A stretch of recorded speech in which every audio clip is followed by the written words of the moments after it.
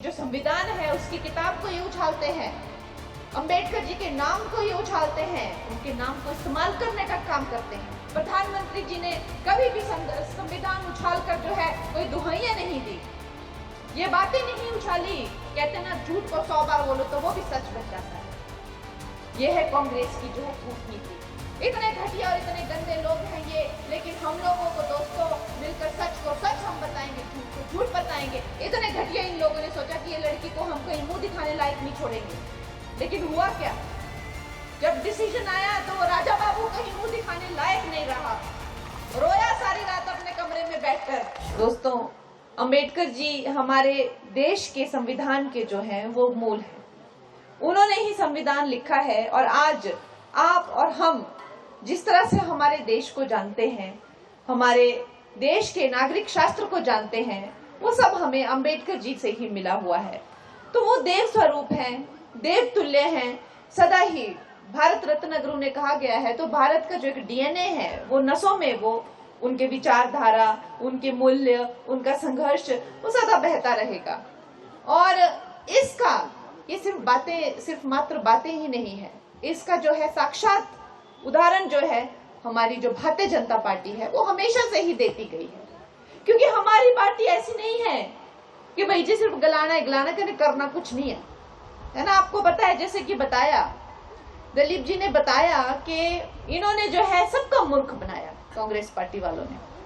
बस इनकी बातें हैं, इन्होंने जो है झूठे झूठे वादे करने हैं और आगे निकल जाना है और पीछे जो है ठिंगा दिखाना है।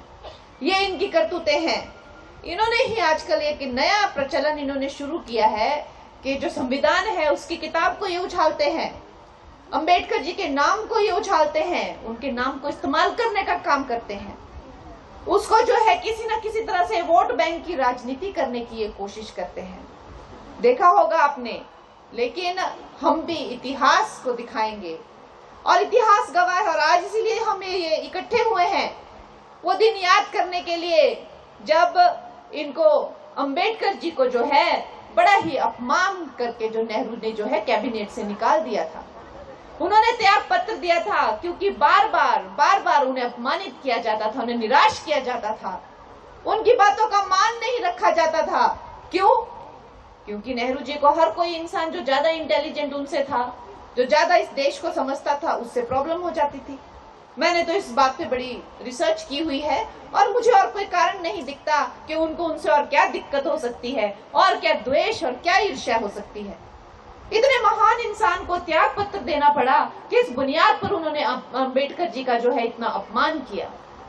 उसके बाद इन्होंने वोट बैंक राजनीति तो जारी रखी, लेकिन जब चाहे कितने ही संक्षिप्त काल के लिए जो है भारतीय जनता पार्टी की सरकार आई हो, लेकिन अगर भारत रत्न किसी ने दिया अंबेडकर जी ने, तो भारत जनता पार्टी की सरकार ने उन्हें भारत रत्न दिया।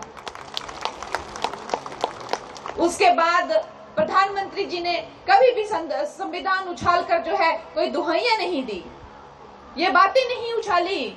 और जैसे ही वो सत्ता में आए, सबसे पहले उनको देवतुल्य स्थान अंबेडकर जी को अगर किसी ने दिया है तो वो नरेंद्र मोदी जी ने दिया है। उनके जो पंच तीर्थ हैं उनको पूजनीय घोषित किया।